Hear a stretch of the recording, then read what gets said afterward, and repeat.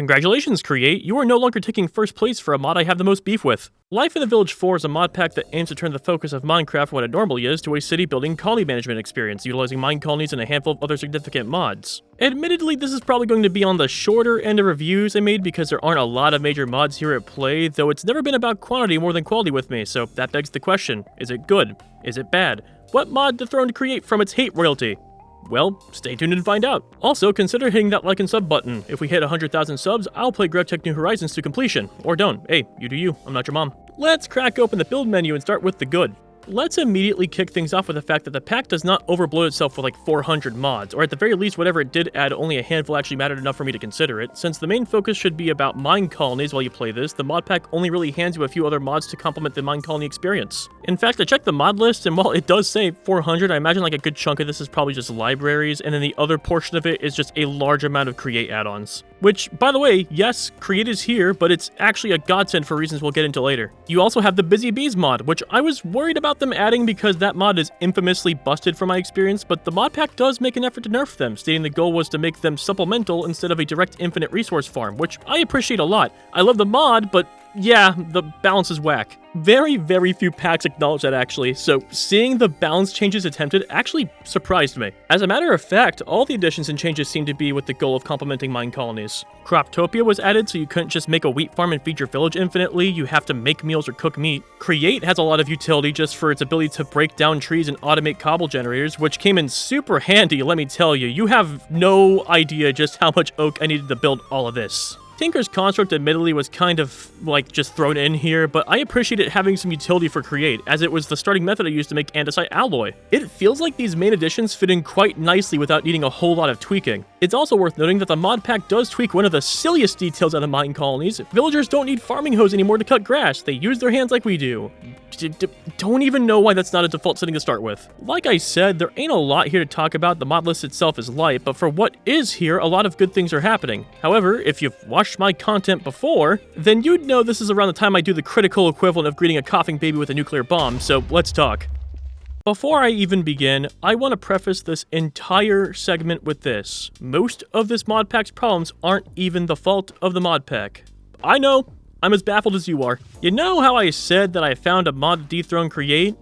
Yeah, the mod that dethrones Create is mine colonies itself. I knew that mine colonies was a tedious ordeal before I got in, but honestly, when it was given the spotlight through this mod pack, I realized I didn't just find the mod annoying, I actually outright despise it. And to be clear, this isn't a moment where I don't like city builders. In fact, I love games like City Skylines, RimWorld, Dwarf Fortress, Factory Town, Banished, and the town building segment of Fallex Pit. So this isn't another instance of me being a fish out of water like it is with adventure mod packs. This is hatred from someone who would have loved this idea. So the mod pack itself suffers just because of the very mod it's built on, and let me state why. First off, this mod's progression is as slow as molasses in a Canadian blizzard. First, you make a supply camp which serves no purpose as a civilization other than giving you a town hall, which isn't that hard at all. Then you place your town hall, which for some reason can't be next to world spawn even in single player. Dumb, but fine, whatever, it wasn't that far from my house. Okay, now I have that place and got my first villagers, but the villagers won't build anything until I make a builder hut. Okay, so far everything's been instant, so if I place this hut, then the builder won't build anything until the builder hut itself is built?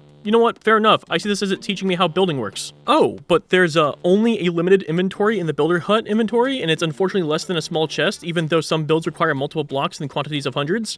You know what, that's okay, that's fine. That sucks, but it's a hiccup we can easily. The builder also fills the inventory with whatever they pick up, including dirt and random seeds. Are you...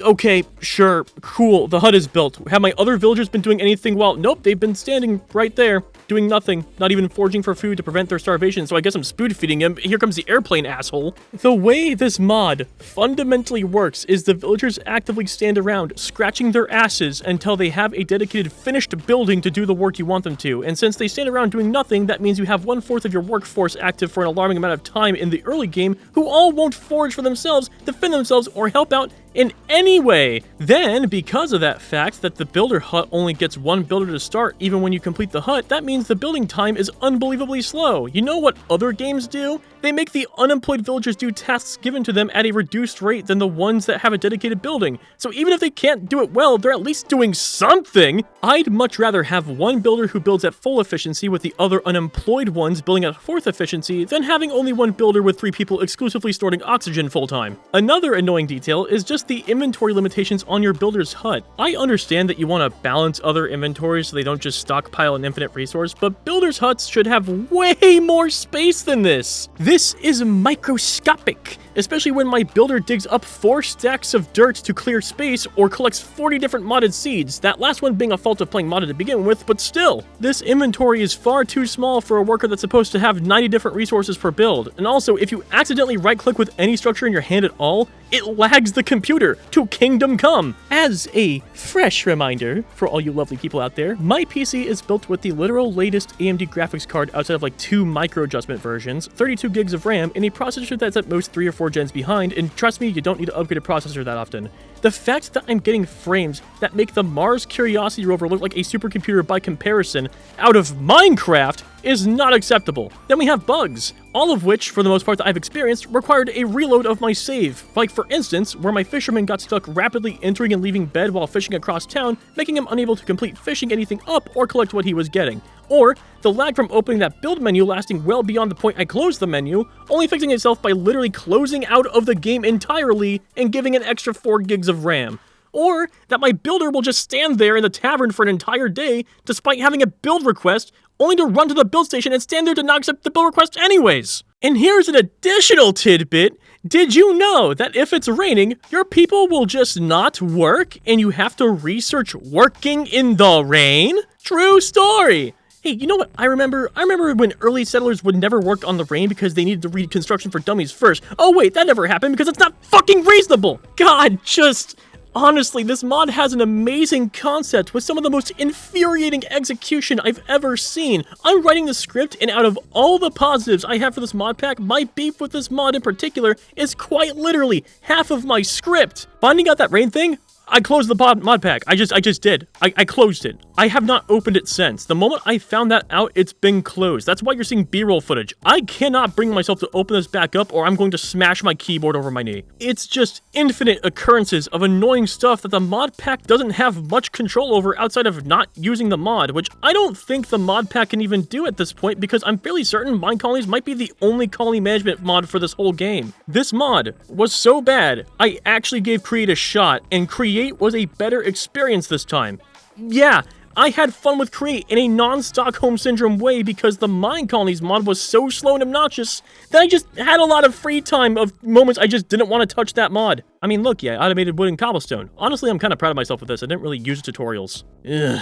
Anyways, let's move on to the things the mod pack was actually responsible for. Architect's Cutter offers you the ability to make stairs and slabs out of wood, but the version of stairs and slabs they give you is the mod's version, not the vanilla slabs and stairs that the block already exists. So if you use that to make your blocks needed for a build in Mine Colonies, the mod won't accept it because technically you don't have oak wood slabs, you have modded oak wood slabs with extra details. I also feel like while every mod was rebalanced or implemented with Mine Colonies in mind, Mine Colonies itself doesn't play with other mods that well. Create can be used to make tons of resources for buildings, but Mine Colonies doesn't do anything to help create. Same with Busy Bees, and they can't even use Tinker's Construct stuff, or at least if they were supposed to, they certainly didn't work when I tried. Obviously, it's an insane ask for me to ask the mod pack dev to make everything work with each other both back and forth, but at the same time, it's what I experienced. I just wanted to put it out there. And maybe this one's kind of a hot take, but I don't think you should be adding new biomes when Mine Colonies requires mostly vanilla wood. So I ended up having to do like a massive trek for spruce wood that is weirdly in an oak wood house. I picked the oak kit so that way I didn't have to go for other wood types. What is this? I understand that it's utilities for personal player buildings, but if the idea was to have a mod pack focus around Mine Colonies, this detail bites it in the ass a little in my opinion. And lastly, this mod pack also adds a ton of new structures, which while they can be fun, it's a lot less fun when they're taking up building spaces. I would have instead opted to not have all these at all, or just keep them underground structures, just so the players have more open space to build with without having to wait for one builder to clear out a village or worrying about the, pillager outpost a few chunks away. It's also probably worth noting that for a large portion of this playthrough, I played on peaceful because of the fact that, not because I was afraid of losing or dying, but because mobs were getting frustrating when I was dealing with the already frustrating Mine Colonies mod. Don't at me, I'm being for real, I'm trying to be transparent here. For a little extra details as to why I went onto peaceful mode, because buildings took literal Minecraft days to complete from one Minecraft builder, if you don't have guards, they just get attacked, so I didn't want to put up with all that, so I turned it on peaceful because I didn't want to be more frustrated than I already was. Outside of these issues, that pretty much sums up my experience. Like I said, this mod pack is really light, so not a lot to talk about. Life in the Village 4 is a mod pack with a lot of potential that is unfortunately mostly held back by the mod it banks on more than its own design. design. If there was a better, colony management mod out there, I'm sure it'd be a blast, but currently all we have is this one, and I cannot be bothered in engaging with it again. In fact, if I ever see it again, much like I've been doing to create this whole time, I'm just going to ignore it. And if it's required, I'm closing the pack. I'm dead serious. Don't pull this prank on me, I'll do it. However, I cannot stress enough that everyone should still try a mod pack after I review it. Mod packs are absolutely free and even get updated on the regular. I could be wrong by tomorrow for all you know. I bring this up because one of my videos recently invaded Reddit, and that conversation was mostly civil under that and respectful, but someone did bring up that my opinions could steer someone away from trying these mod packs out, so again, don't treat everything I say as fact. I'm a caveman and even worse, an internet critic. I could be wrong. I will be wrong again. You should still try out the mod packs. Worst case scenario, you also don't like it and you just pick another one. With that out of the way though, vote time. But different this time. Since I had fun with Create this time, send me your Create pack of choice. Top comment wins. Kitchen sink ruling still applies. And also feel free to shoot any other suggestions you have. Have at you, internet. This has been the Bond Dweller. 1/4 of the way, Greg heads. Keep it up.